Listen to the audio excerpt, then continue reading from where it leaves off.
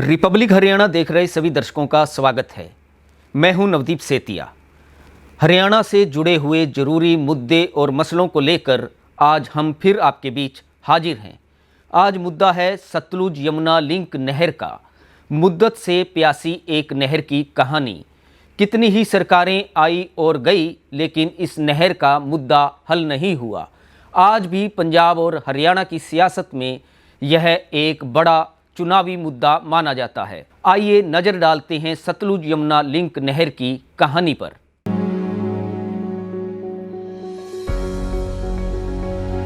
Sutlej Yamuna link नहर का विवाद हरियाणा गठन के बाद से ही चला आ रहा है। इस विवाद की मुख्य जड़ है नदी के जल का बंटवारा। साल 1976 में तत्कालीन प्रधानमंत्री इंदिरा गांधी ने इस मामले में हस्तक्षेप किया। सतलुज यमुना लिंक नहर परियोजना के अंतर्गत 214 किलोमीटर लंबा जल मार्ग तैयार करने का प्रस्ताव था। इसके तहत पंजाब से सतलुज को हरियाणा में यमुना नदी से जोड़ा जाना है। इसका 122 किलोमीटर लंबा हिस्सा पंजाब में, जबकि 92 किलोमीटर हिस्सा हरियाणा में है। 80 के दशक में तत्कालीन प्रधानमंत्री इंदिरा गांधी के कार्यकाल में ही सतलुज यमुना लिंक नहर का समझौता हुआ।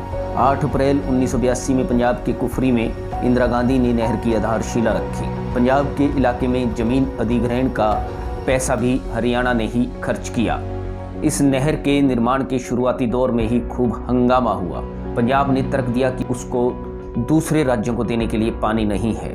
पंजाब का यह भी तर्क रहा कि अगर सतलुज यमुना लिंक नहर का निर्माण हो जाता है और हरियाणा को पानी दिया जाता है तो पंजाब के फिरोजपुर, मुक्तसर, मोगा, फरीदकोट की 9 लाख एकड़ भूमि पर खेती के नज़रिए से संकट खड़ा हो जाएगा।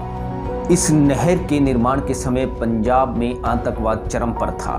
नहर की आधारशिला रखने के बाद तत्कालीन एसएस बरनाला के नेतृत्व वाली अकाली सरकार ने करीब 700 करोड़ रुपए की भारी भरकम लागत से नहर का 85% कार्य पूरा कर लिया।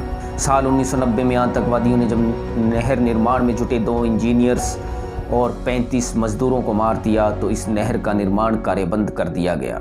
इसके बाद यह मामला अदालतों में चला और फिर कभी निर्माण शुरू नहीं हुआ।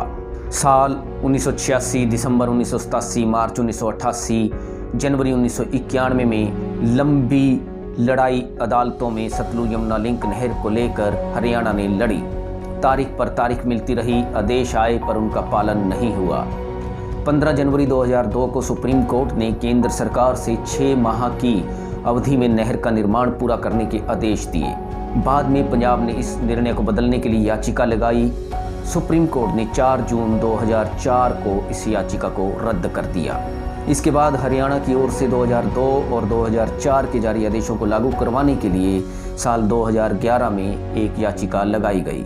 आखिरकार 26 नवंबर 2016 को सुप्रीम कोर्ट ने हरियाणा के हक में निर्णय सुनाया। सुप्रीम कोर्ट का निर्णय आने के दौरान ही पंजाब ने विधानसभा में नहर निर्माण न करने संबंधी बिल पास कर दिया।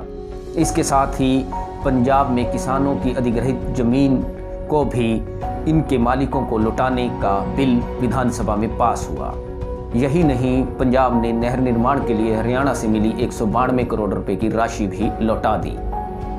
पंजाब संग हरियाणा का सतलुज यमुना लिंक नहर को तो विवाद रहा ही, लेकिन हरियाणा में भी इस मुद्दे को लेकर सियासी भूचाल आता रहा है। साल 1986 में देवीलाल ने सतलुज यमुना लिंक नहर को लेकर ही प्रदेश भर में न्याय युद्ध चलाया। इस न्याय युद्ध का नतीजा यह हुआ कि साल 1987 के विधानसभा चुनाव में देवीलाल के नेतृत्व वाले सियासी दल को प्रचंड बहुमत मिला और वे दूसरी बार हरियाणा के मुख्यमंत्री बने। इसके बाद भी समय समय पर और ख़ासकर चुनावों में सतलुज यमुना लिंक नहर का मुद्दा गरमा जाता है। फरवरी 2016 में सतलुज यमुना लिंक नहर को लेकर इनेलो की ओर से जोरदार प्रदर्शन किया गया। अम्बाला की अनाज मंडी में इनेलो की ओर से जल युद्ध सम्मेलन का आयोजन किया गया। अभय सिंह ने इस सम्मेलन की अगुवाई की। इसके बाद पंजाब के शंभू बॉर्डर पर अभय सिंह चौटाला, उनके 18 विधायकों एवं 2 सांसदों को पंजाब पुलिस ने गिरफ्तार कर लिया। करीब 1 सप्ताह तक इनेलो के नेता व कार्यकर्ता पटियाला की जेल में बंद रहे। अब एक बार फिर से सतलुज यमुना लिंक नहर का जिन बोतल से बाहर आ गया है।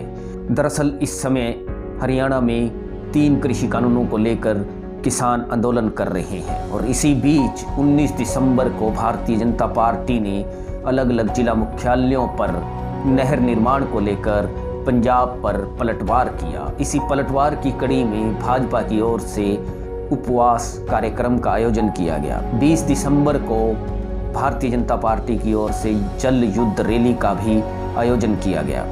इस तरह से सतलुज यमुना लिंक नहर की कहानी बड़ी विवादित और बड़ी ही सियासी रोचकता वाली है। आज भी इस नहर पर असमंजस की स्थिति बरकरार है और दशकों से दोनों राज्यों के लिए यह विवाद के साथ साथ एक बड़ा चुनावी मुद्दा भी बना हुआ है।